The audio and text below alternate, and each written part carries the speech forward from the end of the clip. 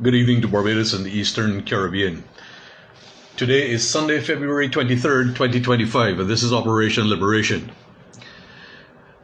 In the closing stages of the Caribbean Heads of Government conference held here in Barbados, the Prime Minister of Trinidad and Tobago, Keith Rowley, stated that gangs should be classified as terrorist organizations. Mr. Rowley, I would like to say to you, sir. In fact, I can't call you sir. That's too good a term to address you by. I gotta say, boy, because your behavior to date has been nothing more than juvenile, asinine behavior. And one of the things that I have to say to you is that Trinidad and Tobago signed the UN Security Resolution 1373 Anti-Terrorist Act on the 28th of September 2001. Also, prior to that, on the 19th of July 2007, Trinidad and Tobago also agreed and acceded to the Bioweapons Convention. Trinidad and Tobago also signed the Anti-Terrorism Act of 2018, which prohibits the use of biological weapons and also prohibits the assistance, financing, and supporting of the use of biological weapons. Trinidad and Tobago also signed on the 25th of September 2013 the Arms Trade Treaty. But yet, you come to Barbados and sit down in a Caribbean Heads of Government conference and tell the CARICOM members that gang members need to be classified as terrorists. I want to ask you one question, Mr. Rowley, and being as your head is shining brighter than your future right now, I would like you to answer this question to the people of Trinidad and Tobago. Who are the real terrorists?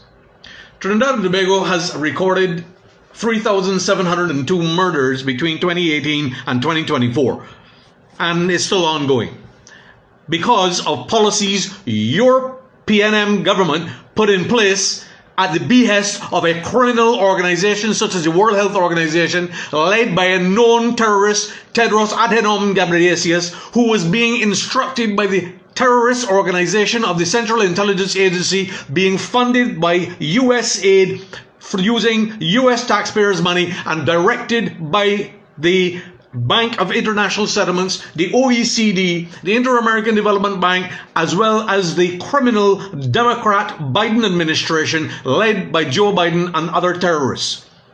Who are the real terrorists? Furthermore, you, under your administration, implemented biological weapons in violation of UN Security Resolutions 1373.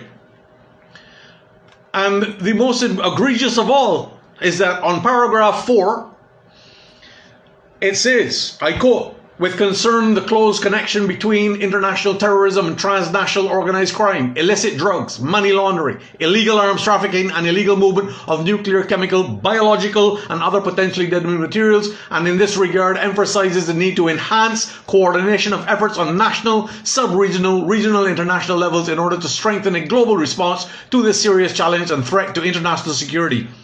What have you done? You have violated that UN Security Resolution by allowing armed gangs to operate in Trinidad with full knowledge of your government.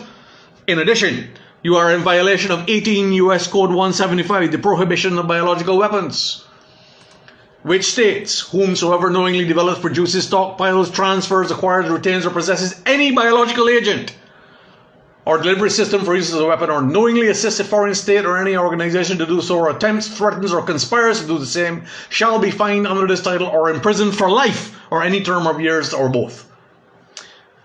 Mr. Rowley, you and the PNM will be brought to justice via the Caribbean COVID Crimes Criminal Justice Tribunal. You are nothing more than a corrupt terrorist organizer, and you are a corrupt political leader whom the rest of the corrupt Caribbean leaders have now sought to pay tribute to, simply because you are now covering your dirty little backside, trying to run away from the justice that is coming. The people of the Caribbean will hold you accountable, and you will be tried, you will be convicted, and you will be executed for the crimes against humanity. Have a good evening.